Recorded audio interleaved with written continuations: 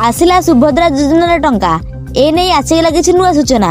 जदि आपण भी जने सुभद्रा योजना हिताधिकारी आपणक पई खुशी खबर। एही तारिख रे मिलिबा जाउची सुभद्रा टंका। काहाकु मिलिबा 5000, काहाकु मिलिबा 10000 एवं काहाकु मिलिबा 15000 टंका। ए ने सरकार बड़ घोषणा। तेणु भिडियोटी को शेष पर्यंत देखंतु। सुभद्रा मिलिबो पाखापाखि 18 तारिख भितर ही मिलिबो। 18 तारिख रे मिलिबो सुभद्रा टंका अर्थात आज मिलिबो सुभद्रा टंका।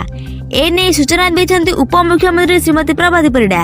सुभद्रा योजना रे जेउ हिताधिकारी माने प्रथम द्वितीय तृतीय किस्ती अथवा 15000 टंका सहायता राशि सरकार ठारू पाई सारिछंती सेमानकु आज टंका मिलिबो नाही। एथिरे केवल जेउ हिताधिकारी माने नुआ आवेदन करिसेंती एवं जेउ माने प्रथम द्वितीय किस्ती टंका पाई पार नथिले एवं जेउ मानकर बिना कोनोसी कारण रिजेक्ट होई जायतिला सेही हिताधिकारी माने टंका पाइबे एवं जेउ हिताधिकारी माने 3टी किस्ती पाई सारिछंती सेमानकु चतुर्थ किस्ती टंका मार्च 8 तारिख बा अंतर्जातिक महिला दिवस दिन मिलिबे बोली उपमुख्यमंत्री श्रीमती प्रभाती परिडा सूचना दैछंती। वर्षकर 5000 लेखाए 2टी किस्ती 10000 टंका मिलिथाय। एही बळी 5 वर्ष रे 50000 टंका पाइबे हिताधिकारी।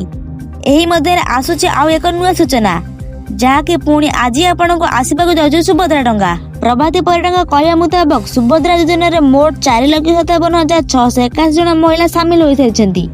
तांका भितर नुआ करी 1,78,398 जन महिला को शामिल करा जायछि जहाँको मध्य आसीबा जाउछि एही किस्ती टंका। तेबे किछि दिन पूर्व सुभद्रा योजना पोर्टल मध्य चालू रहिथिला जेउथिरे कि नुआ हिताधिकारी माने आवेदन करथिले। तेबे सेमानंगु आज मिलिबा 5000 टंका जहाँकि प्रथम किस्ती टंका। ताहा छड़ा ए पर्यंत आपण जानछन्ती सुभद्रा योजना अधीन रे 3टी किस्ती मिल सारिछि बाकी रही चतुर्थ किस्ती टंका जहाँकि मार्च 8 तारिख बा अंतर्जातिक महिला दिवस दिन मिलिबे बोली उपमुख्यमंत्री श्रीमती प्रभाती परिडा सूचना दैछन्ती। आशा करूछि भिडियोटी आपनको भलो लागिथिबो। जदि भिडियोटी भलो लागुछि तेबे भिडियो को गोटे लाइक करी चैनल को सब्सक्राइब कर देबे।